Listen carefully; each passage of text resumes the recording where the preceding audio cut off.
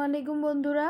তো বিভিন্ন কারণে বিভিন্ন মানুষকে ট্র্যাক করতে হয়, সে কোথায় গেছিলো এটা আপনাকে জানতে হয়। মনে করেন আপনার ছেলেকে আপনি পাঠালেন কোচিংয়ের জন্য, সে কোচিংয়ে না যেয়ে অন্য জায়গায় চলে গেল। এক্ষেত্রে কিন্তু আপনার সেই ব্যাপারটা জানতে হবে যে সে কই কই গেছিলো।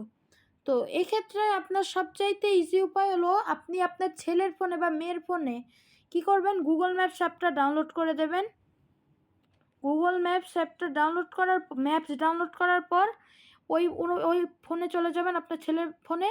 এরপরে প্রোফাইল আইকনে ক্লিক করবেন, তাই ইয়োর টাইমলাইন নামের অপশানে ক্লিক করে আপনি কোন দিন তাকে ট্র্যাক করতে চান সেই ব্যাপারটা সিলেক্ট করে দিবেন।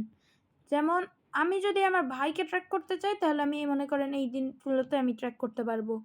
তো যাই হোক, আপনি যারাই ট্র্যাক করেন আমি মনে করেন এই দিনেই আমি ট্র্যাক করব, সেইখানে আপনার ওই ডেটটা ফিক্স হয়ে যাবে।